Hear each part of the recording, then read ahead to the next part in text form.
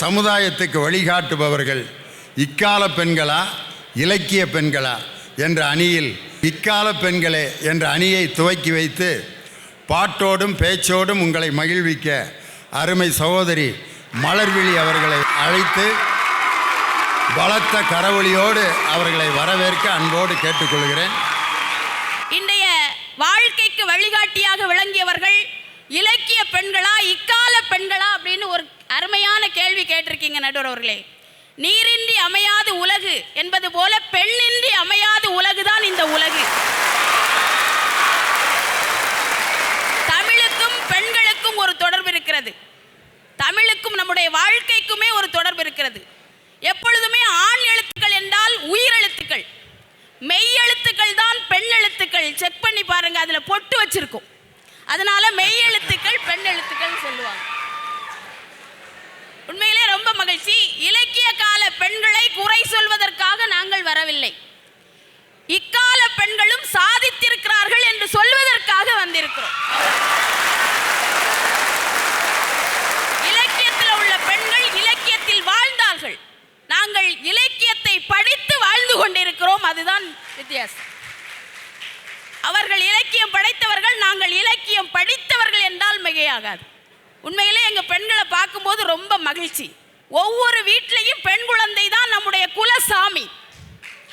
ஏன்னா பெண் குழந்தைகள் வீட்டில் இளவரசி, பள்ளியில் பௌர்ணமி, கல்லூரியில் தேவதை, பணியிடத்தில் பராசக்தி, நட்பில் நதி, அன்பில் அருவி, மகிழ்ச்சியில் மலர்.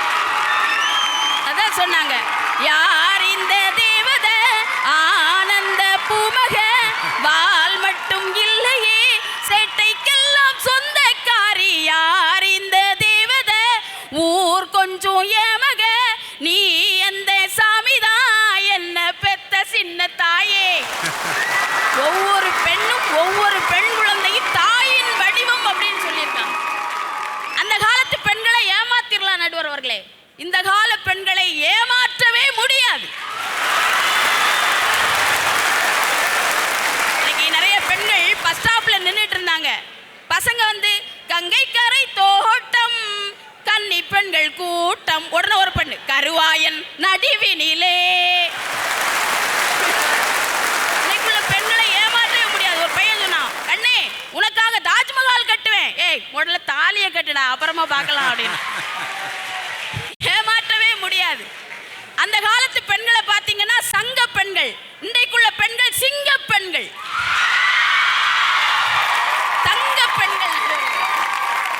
எவ்வளோ உண்மையிலே அந்த காலத்து பெண்கள் இன்னைக்கு வந்து ஐடி கம்பெனியில் வேலை பார்க்க முடியுமாங்க? இல்லை நைட்டி கம்பெனியில் வேலை பார்க்க முடியுமா? முடியாது. இந்த கால பெண்களுக்கு பூத்தொடுக்கவும் தெரியும், போர் தொடுக்கவும் தெரியும். நடுவர் காய்கறி நறுக்குகின்ற கைகள் கணிப்பொறியை இயக்க முடியும், கரண்டி பிடித்த கைகள் கார் ஸ்டியரிங்கை பிடிக்க முடியும், தொட்டிலை ஆட்டுகின்ற கைகள் தொல்லுலகையும் ஆள முடியும். கல்லானாலும் கணவன், புல்லானாலும் புருஷன், கோற்றானாலும் கொண்டவன். கல்லானாலும் கணவன், புல்லானாலும் புருஷன்லாம் இன்னைக்கு ஆகாதுங்க. கல்லானால் அவன் ரோட்டுக்கு, புல்லானால் அவன் காட்டுக்கு, மனுஷனா இருந்தா வாடா வீட்டுக்கு. சில ஆண்கள் 6 மணிக்கு மேல நிலைமை மாறிடும்.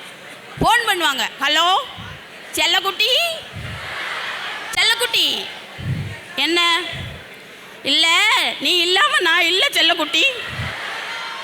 சரி இருக்கட்டும், குடிச்சிருக்கியா? லைட்டா. சீக்கிரமா வீட்டுக்கு வந்துட்டு அடிக்க மாட்டேன், இல்லாட்டா அடி நிச்சயமா உண்டு. இப்படின்னு மிரட்டி வச்சிருக்கோம் நடுவர் அவர்களே. இன்னைக்கு பாஞ்சாலியை காப்பாற்றுவதற்காக ஒரு கண்ணன் இருந்தான், சீதையை காப்பாற்றுவதற்காக ஒரு ராமன் இருந்தான். இன்றைக்கு எங்களை நாங்களே தான் காப்பாற்றிக் கொள்ள வேண்டியது இருக்கிறது. இன்னைக்கு பெண் குழந்தை பிறப்பதற்கு கூட அனுமதி இல்லாத காலத்துல நாங்க பிறந்தோங்க. கள்ளிப்பாலும் நெல்லும் கொடுத்து கொண்டாங்க. அப்போ ஒரு குழந்தை கவிதை எழுதிச்சான், அம்மா ஆண் குழந்தை என்றால் அள்ளி பால் கொடுக்கிறாய், பெண் குழந்தை என்றால் கள்ளிப்பால் கொடுக்கிறாயே, இது என்ன அறத்துப்பால், காரணம் பொருட்பாலா, காரணம் பொருட்பால் என்று சொன்னால் இந்த உலகத்தில் ஏது இன்பத்து பால்னு கேட்டுச்சான் நடுவர்.